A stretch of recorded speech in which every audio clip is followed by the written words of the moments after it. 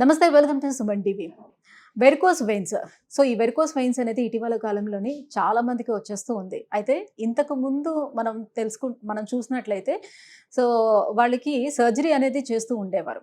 Surgery చేస్తే అది heal అవ్వటానికి చాలా కాలం టైం గూడా పడుతూ ఉండేది. సో, ఆ వూండ్ క్లియర్ అవ్వాలంటే చాలా కష్టంగా ఉండేది. సో, సర్జరీకి వెళ్ళాలంటే చాలామంది భయపడేవారు. కానీ లేటెస్ట్‌గా ఇప్పుడు చాలా టెక్నాలజీ గూడా పెరుగుతూ వస్తుంది కాబట్టి ఈ టెక్నాలజీకి తగ్గట్టుగా దీనికి అందుబాటులోకి వచ్చినటువంటి ట్రీట్మెంట్స్ ఏంటి? ఆ ట్రీట్మెంట్స్ ఏ రకంగా పనిచేస్తుంది? సో, ఎన్ని రోజుల్లో హీల్ అయిపోయే అవకాశం ఉంటుంది? మన డైలీ లైఫ్‌లో మనం చేసుకునేటువంటి పనులు ఎంత తొందరగా చేసుకోవచ్చు? ఈ విషయాలన్నీ కూడా అడిగి తెలుసుకుందాం. మనతో పాటు ఉన్నారు doctor Sanjeeva Rao K.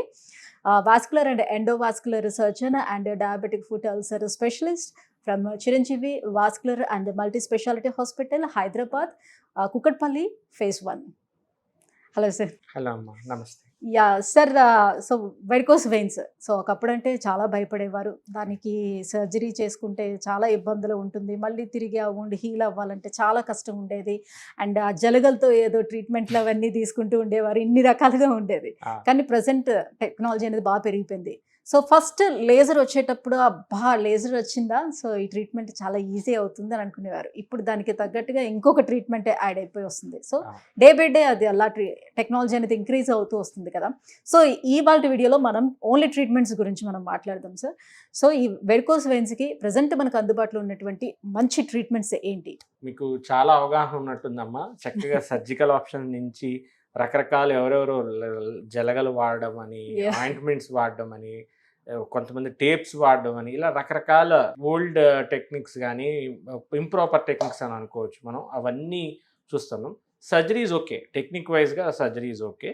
But thing ఏంటంటే సర్జరీ మీరు అన్నట్టుగానే ఎక్కువ రోజులు హాస్పిటల్లో ఉండాల్సి వస్తుంది. పేషెంట్ వూండ్ హీల్ అవ్వడానికి టైం పడుతుంది. నొప్పి చూసుకోవాలి. అందరూ ఏమనుకుంటారంటే సర్జరీ కాబట్టి చీప్ ఏమో, అడ్వాన్స్ టెక్నాలజీ కాస్ట్లీ అని అనుకుంటుంటారు. కానీ మనం అది కూడా ఒక రాంగ్ నోషన్ అని అనుకోవాలి. ఎందుకంటే సర్జరీ చేసుకుంటే మీరు ఒక హాస్పిటల్లో 3 to 4 days మినిమం ఉండాలి. అది అయిపోయిన తర్వాత మీ పనులన్నీ మానేసుకొని ఒక 15 days ఇంటి పట్టున కుట్లు మానేంత వరకు నొప్పులతో భరిస్తూ ఉండాలి. That is more costlier than what నడుముకు మత్తిప్పించుకోవాలి. ఆ నడుము నొప్పి మీరు ఇబ్బంది పడతానే ఉంటారు. సో, ఇలాంటివన్నీ చూస్తే సర్జరీ నన్ను అడిగితే మోర్ కాస్ట్లియర్ దాన్ ఇప్పుడు ఉన్న అడ్వాన్స్ టెక్నిక్స్ లైక్ లేజర్ కానీ, గ్లూ ట్రీట్మెంట్ కానీ. సో, డెఫినెట్గా ఇప్పుడు మనం advanced treatments or proper treatments for varicose veins గురించి మనం మాట్లాడుకుందాం. సో, దీనిలో ముఖ్యంగా ఫస్ట్ మీరు అన్నట్టు లేజర్ ట్రీట్మెంట్ అనేది డెవలప్ అవడం జరిగింది. సో, చాలా ఒక 15 years నుంచి మేము ఈ లేజర్ ట్రీట్మెంట్ అనేది మనకు అందుబాటులో ఉంది. సో, వీఆర్ డూయింగ్ అంటే ఎలా చేస్తారు పీపుల్ కంటే మనం దీనిలో ఫస్ట్ అయితే డాప్లర్ స్కాన్ చేసుకుంటాం. సేమ్ దేనిలో అయినా ఒకటే, వారికోస్ వెయిన్స్ ఉన్నాయి, సివియర్గా ఉన్నాయని డయాగ్నోసిస్ వచ్చిన తర్వాత అల్ట్రాసౌండ్ గైడెడ్గా మనము ఆ రక్తనాళాలని స్కానింగ్లో చూసుకుంటా చిన్న నీడిల్తో ఒక పంచర్ చేస్తాం ఆ రక్తనాళాన్ని. సో, ఎప్పుడైతే మనం ఆ రక్తనాళాన్ని వరకే పంచర్ చేసుకొని, అది లోకల్ అనస్థీషియా, అక్కడ వరకే మొత్తిస్తాం లోకల్ అనస్థీషియా. బ్యూటీ ఏంటంటే we can do all these advanced procedures ఇప్పుడు మనం మాట్లాడుకునే లోకల్ అనస్థీషియాలోనే అయిపోతాయి. వెయిన్ని పంచర్ చేసుకొని వారికోస్ వెయిన్స్ని దాని లోపలికి మనము ఒక లేజర్ ప్రోబ్ అనేది పాస్ చేస్తాం. సో, మనకి ఎస్ఎఫ్జే అనేది ఉంటుంది. అంటే ఈ రక్తనాళం వారికోస్ వెయిన్స్ వెళ్ళి ఎక్కడైతే డీప్ వెయిన్లో కలిసే జంక్షన్ని ఎస్ఎఫ్జే అంటాం, సెఫనో ఫెమరల్ జంక్షన్. సో, ఈ జంక్షన్ వరకు ఈ ప్రోబ్ని మనం పాస్ చేస్తాం. ఇది ప్రాపర్గా మనం స్కాన్లో చూసుకోవాలి. కొన్ని సెంటర్స్లో ఏంటంటే వీళ్ళు ప్రాపర్గా స్కాన్లో చూడకపోవటం వల్ల స్కానింగ్ విజువాలిటీ లేకుండా వీళ్ళు డీప్ వెయిన్లో కూడా బర్న్ చేస్తారు. అలాంటి టైంలో మనకి డీప్ వెనస్ థ్రాంబోసిస్ కూడా, డీవిటీ అనే ప్రాబ్లం వచ్చే ఛాన్సెస్ ఉంటాయి. అందుకనే మనము ఎస్ఎఫ్జే వరకే మనం ఆ ప్రోబ్ పెట్టుకొని, సో లేజర్ ప్రోబ్ పెట్టుకొని ఒక 2.5 centimeters గ్యాప్ ఉంచుతాం, డిస్టెన్స్ మెయింటైన్ చేసుకొని ప్రాపర్గా స్కానింగ్లో చూసుకుంటా మనము లేజర్ హీట్ అనేది ఇస్తాం. ఇవ్వబోయే ముందు మనము హీట్ ఎనర్జీ కాబట్టి అది సరౌండింగ్ స్ట్రక్చర్స్ని డ్యామేజ్ చేసే ఛాన్సెస్ ఎక్కువ ఉంటాయి. అండ్ పెయిన్ కూడా వస్తుంది. ఎప్పుడైతే అంత హీట్ ఎనర్జీ మనం లేజర్ ద్వారా ఇస్తున్నామో ఈ ప్రాబ్లమ్స్ అన్నీ వస్తాయి. అప్పుడు మనము అవన్నీ సరౌండింగ్ స్ట్రక్చర్స్కి పాస్ కాకుండా ఉండడానికి మనం ఏం చేయాలంటే ఆ సరౌండింగ్ ట్యూమ్ సెన్స్ అనస్థీషియా అని అనస్థీషియా ఇచ్చుకుంటా వెళ్తాం. ఇప్పుడు మీరు ఇచ్చే అనస్థీషియా కంప్లీట్ బాడీకి కాదు, ఓన్లీ ఫర్ ఆ వెయిన్స్ వరకు మాత్రమే ఓన్లీ ఆ ఇస్తున్నారు. వెయిన్ చుట్టూ ఇస్తాం. అయితే So- వీళ్ళు మెలకులోనే ఉంటారు పేషెంట్. మెలకుగానే ఉంటారు. ఓకే. సో ఎప్పుడైతే మనము ఆ పేషెంట్కి ఆ సూదులు ఇస్తున్నామో ఆ 3 to 4 నీడిల్స్ వరకు పడతాయి లేజర్ ట్రీట్మెంట్. ఓకే. సో ఎప్పుడైతే మనం ఆ అనస్థీషియా వెయిన్ చుట్టూ ఇచ్చామో తర్వాత మనం లేజర్ అబ్లేట్ చేయడం అనేది జరుగుతుంది. ఫాలోడ్ బై కింద పర్ఫరేటర్స్ కానీ ఉంటే ఫోమ్ స్క్లీరోథెరపీ అని కూడా ఒక చిన్న ఇంజెక్షన్ ఇస్తాం. దీంతో మనకి లేజర్ ట్రీట్మెంట్ అనేది కంప్లీట్ అవుతుంది. అంటే ఇక్కడ ఈ నాళాల్లో బ్లాక్ అయిపోయినటువంటి ఈ బ్లడ్ ఏదైతే ఉంటుందో వేస్ట్ బ్లడ్ ని దాన్ని క్లియర్ చేస్తారా, లేకపోతే కంప్లీట్ గా ఆ నాళాన్ని బ్లాక్ చేస్తారా? కంప్లీట్గా చాలా మంచి ప్రశ్న ఇది. లేజర్ ట్రీట్మెంట్లో క్లాట్ తీస్తారా అని అడుగుతారు చాలామంది. వెరీ కామన్ క్వశ్చన్ ఇది. సో క్లాట్ తీయం, అక్కడ బ్లడ్ ఏం క్లాట్ అవ్వలేదు. ఆ బ్లడ్ ఉండకూడని చోట ఎక్కువసేపు ఉండిపోతుంది. సో ఆ పాడైన రక్తనాళం ఏదైతే ఉందో దాని వరకు మనము బ్లాక్ చేసేస్తాం. అంటే ఈ హీట్ ఎనర్జీ ఇచ్చి ఆ రక్తనాళాన్ని కరిగిచ్చేస్తాం. సో అక్కడ ఆ రక్తనాళం లేకుండా చేస్తాం. మరి అలా బ్లాక్ చేయటం వల్ల ఫర్దర్ గా నెక్స్ట్ ఇష్యూ ఉండదా? మరి ఈ బ్లడ్ వెళ్ళాలి కదా. నెక్స్ట్ కామన్ అడిగే క్వశ్చన్ కూడా ఇదే. నెక్స్ట్ రక్తనాళం మరి అక్కడ అది తీసేస్తే మరి డాక్టర్ గారు మరి దాని పని ఎలాగా, మరి ఆ రక్తం ఎలాగా ఎవరు తీసుకుంటారు? ఇందాక మనం డిస్కస్ చేసుకుంటున్నట్టు డీప్ వెయిన్ అనేది చాలా ముఖ్యమైన రక్తనాళం అని చెప్పాం. ఎప్పుడైతే మనకు డీప్ వెయిన్ లో రక్తం పైకి వెళ్తుందో that is the main blood vessel. ఇది సూపర్ఫిషియల్ సిస్టమ్. సో రక్తం అంతా డీప్ వెయిన్ లోకి వెళ్తున్నప్పుడు డీప్ వెయిన్ నుంచి చక్కగా ప్రాపర్ గా పైకి వెళ్ళిపోతుంది. సో అందుకనే మనకి ఆ రక్తనాళం కూడా డ్యామేజ్, అంటే ఏదైతే మనం కరిగిస్తున్నామో దానివల్ల ఈ పేషెంట్కి ఏ ప్రమాదము రాదు. సో చాలా మంది అపోహలో ఉంటారు, దీనివల్ల మనం కరిగిచ్చేస్తున్నాం కదా మరి ఆ పని ఎవరు చేస్తారంటే డీప్ వెయిన్ అనేది మెయిన్ గా తీసుకుంటుంది. సో దానివల్ల మరి అడ్వాంటేజ్ ఏంటంటే ఇప్పుడు ఇదివరకు ఏమో ఉండేది, ఆ రక్తం అంతా అక్కడ నిలిచిపోయి ఈ కాంప్లికేషన్స్ అన్నీ వచ్చాయి.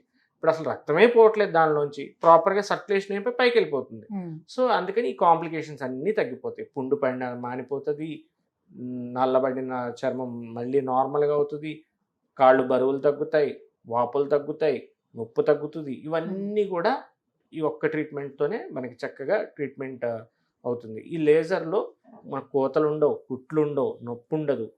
ఓన్లీ ఆ 4-5 సూదులు మాత్రం మనం గుచ్చినట్టు మాత్రం లైట్గా పేషెంట్కి తెలుస్తుంది. సో దీనిలో హాస్పిటల్లో ఉండాల్సిన అవసరం లేదు, చేయించుకొని వెళ్ళిపోవచ్చు. ఇలాంటివన్నీ మనకి లేజర్లో ఉన్న అడ్వాంటేజెస్. ఆ సూదులు కూర్చుని చోట అక్కడ వాళ్ళకి ఏమైనా మచ్చలు అవుతాయా? మచ్చలు కూడా ఏం కావమ్మా, అవి సన్నటి సూదుతోనే కూర్చుతాం. ఇంజెక్షన్ చేస్తే అలాగా. సో అవి ఇంజెక్షన్ చేస్తే మనకి ఇప్పుడు ఏం మచ్చ ఉండదు, అలాగా అది పోతుంది. సో ఇంకా అడ్వాన్స్డ్ టెక్నాలజీ మీరు అన్నట్టు కొత్తగా ఇప్పుడు ఇంకా అడ్వాన్స్డ్ టెక్నాలజీ కూడా అందుబాటులో వచ్చింది. ఇదే గ్లూ ట్రీట్మెంట్ అంటాం. ఓకే.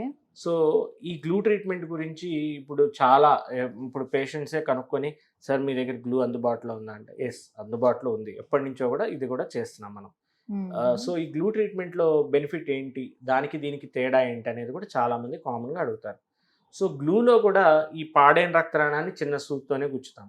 దీనిలో లేజర్ లాగా మనము హీట్ ఎనర్జీ ఇవ్వం. ఓన్లీ ఒకటి సన్నటి క్యాథెటర్ వేసుకొని ఒక సూపర్ గ్లూ, ఒక గమ్ లాంటిది వేసుకుంటా దాన్ని బ్లాక్ చేసుకుంటూ వచ్చేస్తాం. సో ఇది ఓన్లీ రక్తనాళం లోపల మాత్రమే ఈ గమ్ వేసుకొని మనం వస్తున్నాం కాబట్టి రక్తనాళం చుట్టూ ఉన్న స్ట్రక్చర్స్ ఏమి డ్యామేజ్ అయ్యే ఛాన్సెస్ ఉండవు.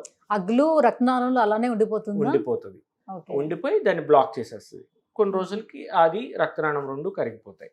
సో దీని వల్ల ఏంటంటే ఒకే ఒక్క సూది మనం ఇచ్చేది పేషెంట్కి, అది కూడా లోకల్ అనస్థీషియానే. 3-4 సూదులు కూడా ఇచ్చే పని లేనే లేదు. నెంబర్ 1. నెంబర్ 2, మనకి ఎప్పుడైతే ఒకే సూద్తో మనం ఆ గ్లూ ఇస్తున్నామో సరౌండింగ్ స్ట్రక్చర్స్ డ్యామేజ్ అనేది ఛాన్సే లేదు. నెంబర్ 2. మూడోది, ఈ గ్లూ అనేది ఎప్పుడైతే రక్తనాళాన్ని బ్లాక్ చేసి అలాగే ఉంచుతుంది కాబట్టి హీట్ ఎనర్జీతో అయితే మళ్ళీ రీఓపెన్ అయ్యే ఛాన్సెస్ ఉంటాయి. సో గ్లూలో రికరెన్స్ రేట్స్ కూడా లేజర్తో కంపేర్ చేస్తే తక్కువ. అది. సో ఇంకా ఎల్డర్లీ ఏజ్ వాళ్ళల్లో మనం చుట్టూ నీరు ఇవ్వటం కూడా కొంతమందిలో ప్రమాదమయ్యే ఛాన్సెస్ ఉంటాయి. ఎందుకంటే కొన్ని కండిషన్స్లో మనం ఎక్కువ ట్యూమ్సెన్స్ కూడా ఇవ్వలేం, అంటే చుట్టూ వాటర్ అనేది కూడా ఇవ్వలేం. కొంచెం 70-80 ఇయర్స్లో కార్డియాక్ ఫంక్షన్ బాగున్న వాళ్ళల్లో కూడా మనం అది కొంచెం రిస్కీ ఉంటుంది. దీనిలో ఒకే ఒక్క ఇంజెక్షన్తో అయిపోతుంది కాబట్టి గ్లూ అనేది మోర్ అడ్వాన్స్డ్. సో వాళ్ళల్లో కూడా అంటే జెరియాటిక్ గ్రూప్, అంటే పెద్ద వయసు 80-90 వేళల్లో కూడా ఒక ఇంజెక్షన్లా చేసే ప్రక్రియ కాబట్టి లోకల్ అనస్థీషియాలో మనం ఎవరిలో అయినా ఎంత రిస్క్ ఫ్యాక్టర్స్ ఉన్నా కూడా ట్రీట్ చేయొచ్చు డయాబెటీస్, అన్కంట్రోల్డ్ డయాబెటీస్ వాళ్ళు కూడా. చేయొచ్చు.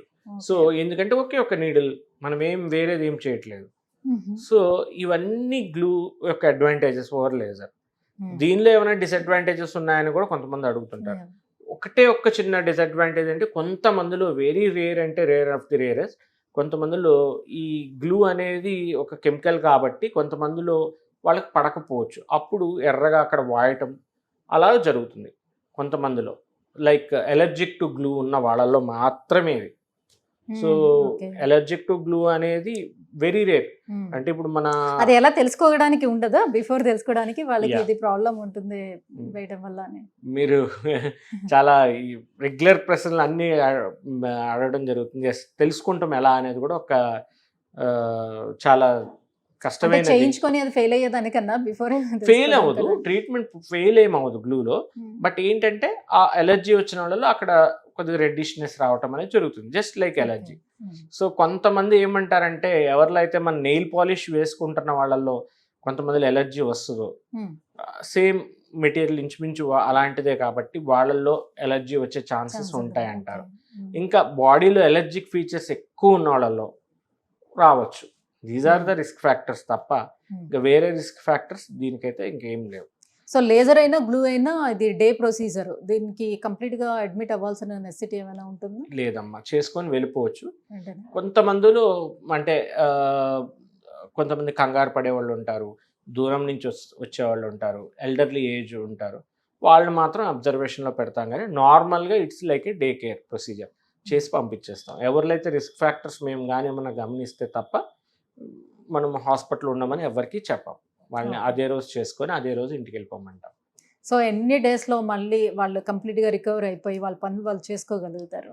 Same day. ఇప్పుడు మేము గ్లూ చేస్తే అదే రోజు నడవటం కానీ అన్ని అదే రోజు చేసుకుంటారు పేషెంట్. ఏమీ ఉండదు, అసలు పెయిన్ ఉండదు, ఏముండదు. మీరు 90 ఏళ్ళ ఏజ్ ఉన్నా కూడా వాళ్ళ పని ఎప్పుడు ఇంట్లో ఎలా ఉన్నారో మన హాస్పిటల్ వచ్చే తర్వాత కూడా అలాగే ఉంటారు. You won't find any difference at all. So ఇంకా యాక్టివిటీ కూడా చాలా చక్కగా రిజ్యూమ్ అవుతుంది, ఎందుకంటే సర్క్యులేషన్ ఇంప్రూవ్ అవుతుంది కాబట్టి వాళ్ళ డైలీ యాక్టివిటీస్ కూడా మునుపటి మీద యాక్టివ్గా చేసుకుంటారు. ఓకే. సో ప్రొసీజర్ అయిపోయిన తర్వాత కూడా వాళ్ళు స్టాకింగ్స్ యూజ్ చేయాల్సిన నెసెసిటీ ఉంటుందో? ఒకవేళ చేయాల్సి వస్తే ఎన్ని డేస్కి చెప్తారు? డెఫినెట్గా లేజర్లో అయితే కొన్ని రోజులు మనం స్టాకింగ్స్ వాడడమే బెటరు. సో లైక్ లేజర్లో మనము 3 to 6 months స్టాకింగ్స్ వాడమని చెప్తాము, ఎందుకంటే రికరెన్స్ ఛాన్సెస్ కొంచెం ఎక్కువ ఉంటాయి కాబట్టి. గ్లూలో అయితే స్టాకింగ్స్ కూడా ఎక్కువ రోజులు వాడాల్సిన అవసరమే లేదమ్మా. సో ఎర్లీగా మనం స్టాకింగ్స్ నుంచి కూడా వీన్ ఆఫ్ అయిపోవచ్చు, నార్మల్ థింగ్స్ చేసుకోవచ్చు. గ్లూలో స్టాకింగ్స్ రోల్ కూడా చాలా తక్కువ అని మనం చెప్పుకోవచ్చు. సో 2 legsలోనే ఒకవేళ ఉన్నాయనంటే ఒకేసారి చేయించుకోవడానికి అవకాశం ఉంటుందా, లేకపోతే 1 by 1 చేయించుకోవాలి? లేదు, 2 ఒకేసారి చేసుకోవచ్చు. 2 legs కూడా ఒకేసారి చేసుకోవచ్చు. కొంతమందిలో వాళ్ళు టెన్షన్గా అలా ఫీల్ అవుతున్నారంటే ఒక లెగ్ ఒక రోజు చేస్తాం, ఇంకో లెగ్ ఇంకొక 2 days ఆగి కూడా చేయొచ్చు. బట్ 2 legs ఒకేసారి కూడా చేసుకోవచ్చు, చేయకూడదనేమీ లేదు. Right, thank you sir. So varicose వెయిన్స్కి ప్రజెంట్ మనకు అందుబాటులో ఉన్నటువంటి అద్భుతమైన 2 ట్రీట్మెంట్స్ గురించి కూడా చాలా బాగా ఎక్స్ప్లెయిన్ చేశారు. సో డెఫినెట్గా అందరూ తెలుసుకోవాల్సినటువంటి ట్రీట్మెంట్స్ ఇవి. వాటి గురించి ఎక్స్ప్లెయిన్ చేసినందుకు thank you so much. Thank you.